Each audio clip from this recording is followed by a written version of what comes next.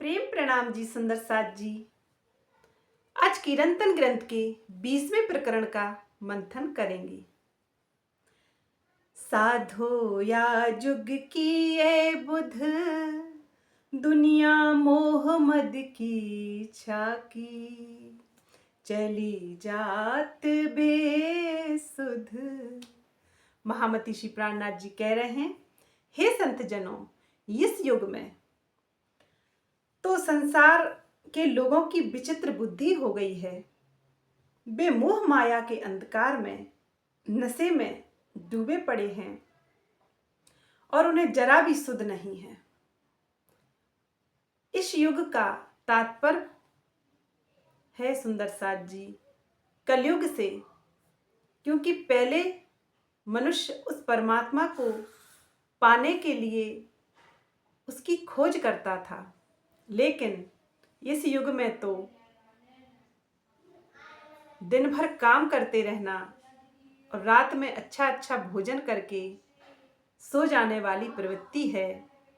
उस आध्यात्म की ओर कोई नहीं देखता, उस प्राणेश्वर परमात्मा को कोई नहीं चाहता। ना किसी के हृदय में ये सवाल उत्पन्न होता है कि मैं कौन हूँ, कहाँ से आया हूँ, मेरा असली घर कहाँ है और मृत्यु के बाद मेरा वास्तविक ठिकाना कहाँ होगा और मैं इस संसार में क्यों आया हूँ। इस संसार के अनादि प्रश्न हैं जिनको आज के मनुष्य न जानना चाहते हैं, न समझना चाहते हैं। उनका उद्देश्य तो यही है कि कमाओ और परिवार का भरण पोषण करो और सुख सुविधाओं से जीवन जियो। यह तो जीव सृष्टि के लक्षण हैं। इसलिए महामती जी कह रहे हैं कि संसार चींटी हार के समान देखा देखी कर वे उन्हीं देवी देवताओं के पास जाते हैं जिनकी महिमा का गुणगान अगर कोई कर दे कि फला देवी देवता के पास जाने से आपकी यह मनोकामना पूर्ण हो जाएगी, तो वह जरा सी भी देरी किए बिना उनके पास जरूर जाएंगे। यह संसार की सबसे बड़ी विशेषता है कि वे देवी देवताओं के पास भी जाएंगे तो कामना और लालसा लेकर ही जाएंगे। उन्हें प्रेम से कोई लेना देना नहीं है। इसीलिए इस संसार को स्वार्थी संसार भी कहा गया है। इसी बात को श्रीमद् भागवत गीता में कहा गया है कि मनुष्य जब कलयुग का बोलबाला होगा तब मनुष्य केवल कमाने और खाने में ही व्यस्त हो जाएगा। उसे परमात्मा से मिलने का या उसे जानने का कोई भी मोह ना होगा। वह सांसारिक मोह में ही पड़ा हुआ रहेगा। और इसी बात की साक्षी कुरान पाक भी देती है कि जब कलयुग का समय आएगा तब आजूज माजूज प्रकट होंगे, जो दिन और रात्रि को कहा गया है। इसी दिन रात्रि में लोग कमाने खाने में व्यस्त रहेंगे और सोने में व्यस्त रहेंगे और अपने शरीरों को छोड़ते जाएंगे। महामती प्राणनाथ जी कहते हैं, लोगों की इस विचित्र अवस्था को देखकर मुझे बहुत बड़ा आश्चर्य होता है, बहुत बड़ा ही आश्चर्य होता है। आगे महामती जी कहते हैं, दूनी दूनी पे चाहे दुनिया, ताथे करामत ढूंढे, पीछे दो बराबर संगी, तब दे शिक्षा और मूंडे। कह रहे हैं, संसार के सामान्य जीव संसार के सिद्ध जीवों के सुख चाहते हैं, इसलिए वे चमत्कारों की खोज में लगे रहते हैं। बाद में दोनों ही साथी बन जाते हैं। देने वाला भी माया का ही धन देना चाहता है, क्योंकि उसके पास अखंड का कोई ज्ञान नहीं होता। इसी प्रकार लेने वाले भी अखंड का सुख नहीं चाहते। दोनों ही मिलकर संसार के अन्य लोगों को इस प्रकार की अंधेरी शिक्षा देकर अनुगामी करते हैं। महामती समझा रहे हैं कि यह संसार के प्रदर्शन और सांसारिक सिद्धि आध्यात्म की राह में बहुत बड़ी बाधक है, लेकिन सिद्धि प्रदर्शन वाले लोग अपने आप को भगवान समझ लेते हैं और जो दूसरे लोग हैं, सामान्य लोग हैं, वे तो वास्तव में इन चमत्कारों को ही नमस्कार करते हैं। इस चौपाई में कहा गया है, दूनी दूनी पे चाहे दुनिया, अर्थात दुनिया के सामान्य जीव दूसरे सिद्धि वाले जीवों से दुनिया के ही सुखों की कामना करती हैं। वास्तव में सुंदर साथ जी, आज कोई सिद्धि प्राप्त कर लेता है, आपका भविष्य बताने लगता है, आपकी परेशानियों को बताने लगता है, आपके मन की बात जान लेता है। ऐसे सिद्ध लोगों के पास तो इतनी भीड़ जमा हो जाएगी कि पूछो ही मत, क्योंकि संसार के लोगों को कुछ नहीं चाहिए, उन्हें भी यही चाहिए कि कोई हमारा भाग्य बता दे।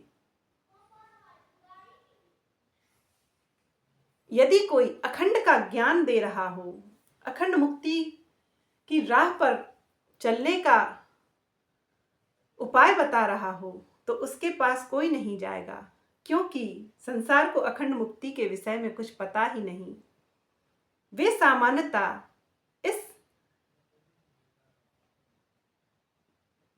क्षणिक नश्वर जीवन के विषय में ही अधिक जानना चाहते हैं, और इसी को पुष्ट करने के लिए वे अनेक देवी देवताओं के पास मत्था टेकते हैं कि हमारा यह जीवन सुखपूर्वक व्यतीत हो जाए।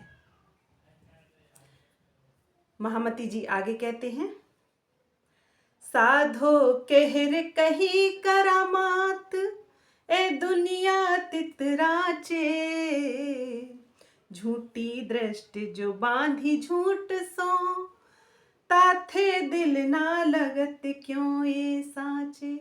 कह रहे हैं, हे संत जनों, चमत्कारों के प्रदर्शन आत्म हनन का मार्ग है। वे कह रहे हैं, जो चमत्कारों में फंस गया, जो संसार के प्रपंच में फंस गया, जो माया में फंस गया, वह आत्म तत्व को कभी नहीं जान सकता। और जब आत्म तत्व को नहीं जाना, तो वह परमात्मा को भला कैसे जान सकता है। लेकिन दुनिया के लोगों की तो यही रीत है, उन्हें तो यही अच्छा लगता है। संसार के जीवों की दृष्टि मायावी होती है। वे अखंड लीला धाम के बारे में कुछ सोच ही नहीं पाते, इसलिए झूठे चमत्कारों में फंसना ही उन्हें सांसारिक सुख लगता है, और वे ब्रह्म ज्ञान की तरफ एक भी कदम नहीं बढ़ा पाते। अब इससे ज्यादा क्या कहें संसार के लोगों के लिए। अभी सुंदर साथ जी, बहुत दुखद घटना हुई है। महाकुंभ में इतनी भीड़ जमा हो गई और कई लोग मारे गए, तो वे किस लिए वहां गए थे? किस सुख को, किस पाप को मिटाने गए थे? किस सुख को पाने गए थे? वास्तव में संसार के लोग यदि रामायण पढ़ते हों, तो उसमें भी यही लिखा है कि कर्म प्रधान विश्व रचि राखा, जो जस करहि सो तस फल चाखा। क्या उन्होंने रामायण नहीं पढ़ी? फिर किस लिए, किस पाप को धोने के लिए, किस आत्मिक शांति के लिए? इसलिए महामती जी कह रहे हैं, पाक ना होइए इन पानिए, चाहिए अरस का जल। इस जाहरी जल से तो शरीर शुद्ध हो सकता है, लेकिन पापों के मिटने का या शुद्ध अंतरात्मा से शुद्ध होने का कोई उपाय नहीं है। वे कह रहे हैं कि ब्रह्म ज्ञान ही अमृत है। ब्रह्म ज्ञान से ही मनुष्य अमृत को प्राप्त हो सकता है, नहीं तो कोई उपाय नहीं है। और जो कर्म जैसे करेगा उसको तो भोगना ही पड़ेगा। कोई नदी, कोई समुद्र, कोई पूजा पाठ, कोई कर्म कांड, कोई व्रत हवन इत्यादि उस कर्म को काट नहीं सकता। इसलिए महामती जी कहते हैं कि चमत्कारों में मत पड़ो और अपने अखंड निज घरी की पहचान करो। इसी में सभी सृष्टियों का कल्याण है। आगे महामती जी कहते हैं, कौन में कहाँ का, कौन में कहाँ को कहाँ थे, बिछुड़ियो कौन भौम ये छल। गुरु शिष्य ज्ञान कथे पंथ पेंडे, परेति न काहू अकल। महामती श्री प्राणनाथ जी कह रहे हैं, इस संसार में अनेकों मत मतांतर हैं, जिनमें गुरुजन अपने शिष्यों को तरह तरह का ज्ञान सुनाते हैं, लेकिन उनमें इस विषय पर स्पष्ट निर्णय लेने की बुद्धि नहीं है कि मैं कौन हूँ, कहाँ से आया हूँ तथा इस शरीर और संसार को छोड़कर मैं कहाँ जाऊंगा, अर्थात मेरा अखंड निज घर कहाँ है, मेरा निज स्वरूप कहाँ है, वह कैसी छल मायावी भूमिका है जहां मैं इस समय रह रहा हूं। इस विषय पर कोई भी संत महापुरुष कोई ज्ञान नहीं सुनाता। उनके पास तो इसी क्षर ब्रह्मांड का ज्ञान है। इन्हीं देवी देवताओं की पूजा पाठ करने का विधान है, यज्ञ हवन करने की अनुभूति है। वे उस अखंड प्रियतम या स्वयं के आत्मा के स्वरूप को नहीं जानते, इसलिए उनका ज्ञान भी नश्वर है, अखंड मुक्ति दिलाने वाला नहीं है। और उन्हें कुछ बात सुनाओ भी तो वे सुनने को तैयार नहीं हैं, इसलिए उनका कल्याण तो वास्तव में कभी नहीं हो सकता। जो किसी को सुनता ही ना हो वो तो जन्म मरण चक्र उसका तो छूट ही नहीं सकता, क्योंकि पता नहीं अपने ज्ञान के अभिमान में तुम जिसको नहीं सुन रहे हो सकता है वह अखंड ज्ञान के देने वाले इस संसार में जीवों को जागृत करने के लिए आए हों। लेकिन संसार वालों को क्या करना, उनका सांसारिक ज्ञान ही काफ़ी है, उनकी सिद्धियां ही काफ़ी हैं, वे सिद्धियों से सारी उम्र पूजे जा सकते हैं। और भला संसार के जीवों को क्या चाहिए? कोई सम्मान दे रहा है, कोई धन दे रहा है, कोई पूज रहा है, कोई भगवान समझ रहा है, और उनको क्या चाहिए? यही तो सबसे बड़ी उनकी उपलब्धि है।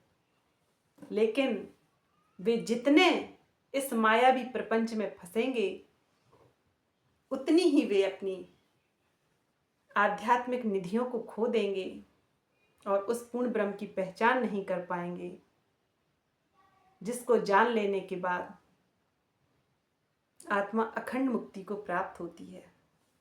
आगे महामती जी कहते हैं,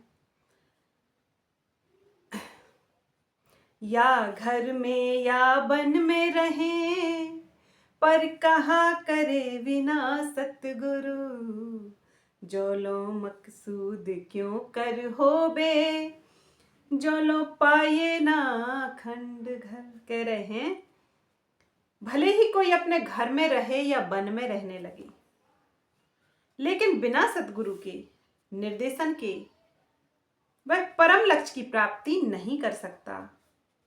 जब तक आत्मा के अखंड निज घर की प्राप्ति नहीं होती, तब तक जीवन का सर्वोपरि उद्देश्य पूर्ण नहीं हो सकता।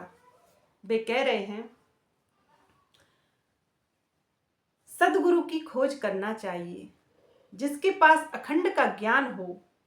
ऐसे सद्गुरु जो इस माया से आपकी बुद्धि को हटाकर पूर्ण ब्रह्म परमात्मा के चरणों में लगाए, ऐसे सद्गुरु की खोज करनी चाहिए।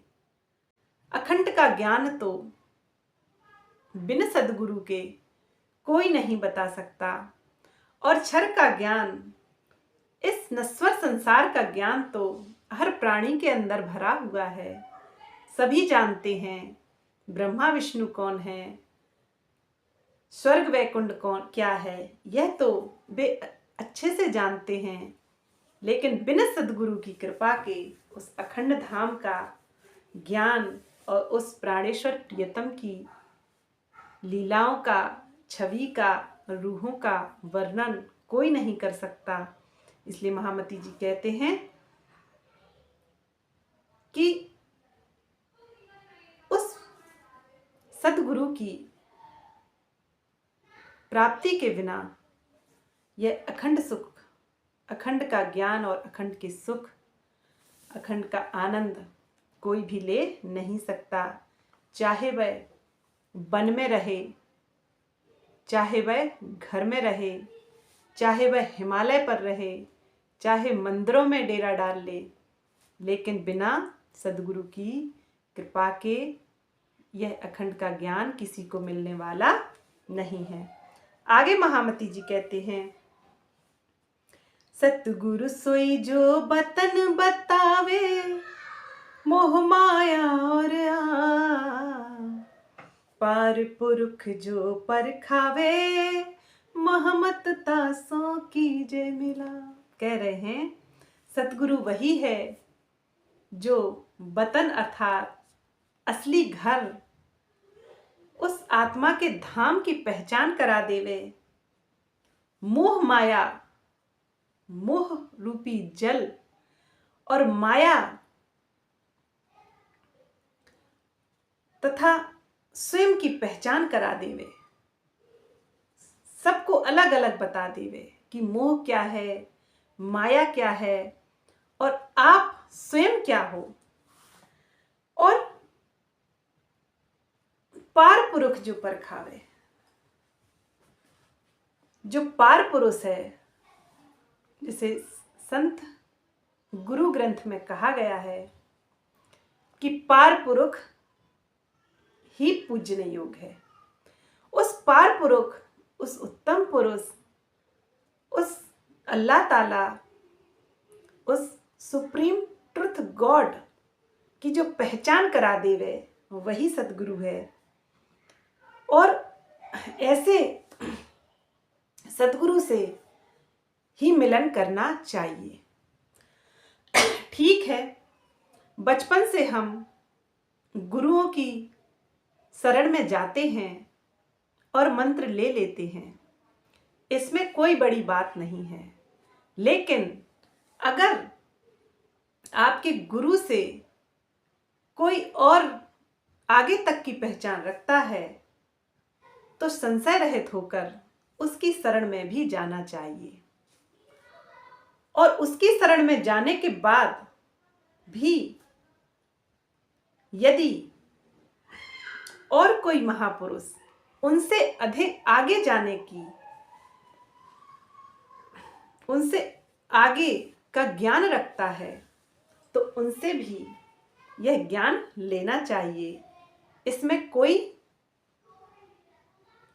इसमें कोई दुविधा की बात नहीं होनी चाहिए कि मैंने पहले गुरु बनाया था, उसको छोड़ूं कि नहीं। गुरु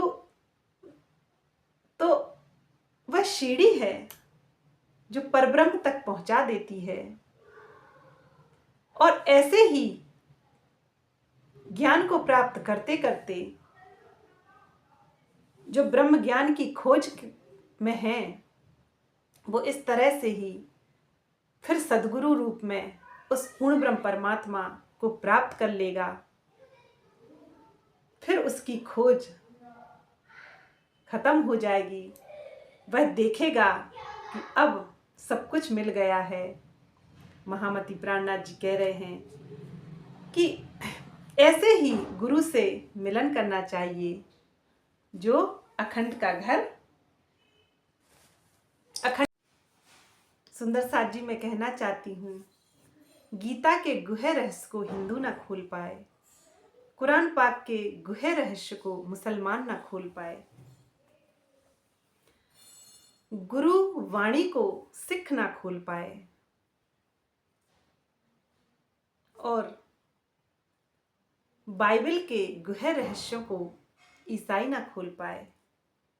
अगर उनके गुहे रहस्य को खोला जाता तो आज सब एक होते, किसी भी जाति में बंधे ना होते, क्योंकि सभी ने इन ग्रंथों के जाहिरी अर्थ को लिया है, बातिन अर्थ को किसी ने नहीं लिया। लेकिन यह रहस्य की बात है, यदि कोई संत कवि चौपाइयाँ लिखता है या उसे किसी विषय में कुछ समझाना होता है तो वे अपने चौपाइयों में लिखते हैं, लेकिन उसका अर्थ कुछ बातनी होता है, उसका अर्थ उससे हटकर ही होता है। जैसे हम एक चौपाई लेंगे कबीरदास जी की, माली आवत देख के कलियां करे पुकार, फूले फूले चुन लिए कल हमारी बार। अब इसका बातनी अर्थ सुंदर साथ जी यह है, माली मृत्यु को कहा गया है, और कलियां जो कम उम्र के लोग हैं उन्हें कहा गया है, और जिन्हें चुन लिया गया है अर्थात जो मृत्यु को प्राप्त हो गया है। ऐसे चौपाइयों का अर्थ तो वास्तव में बातनी होता है, जो कोई महामती या जो ज्ञानी ही खोल सकते हैं।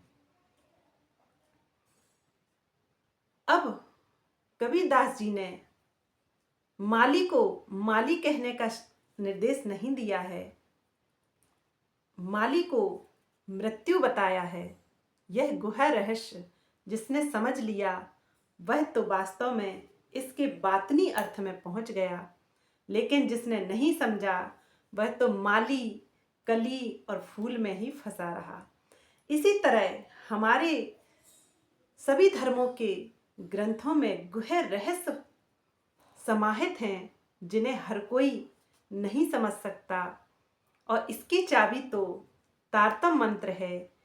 तारतम मंत्र के प्रकाश से ही धर्म ग्रंथों के गुहे रहस्य खुलते हैं।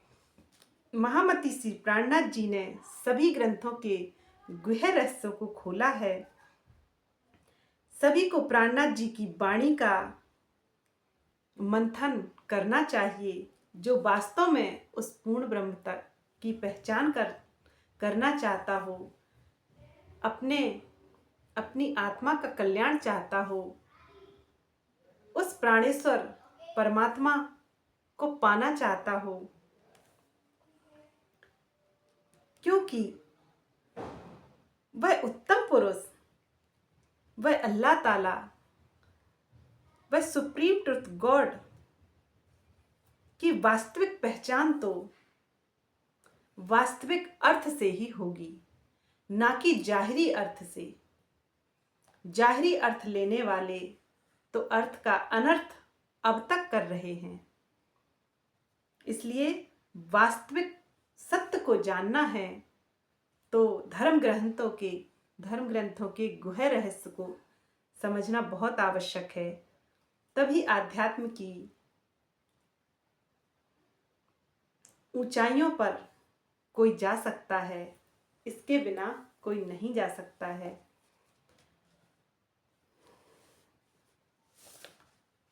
सुंदर साथ जी 20वां प्रकरण समाप्त हुआ।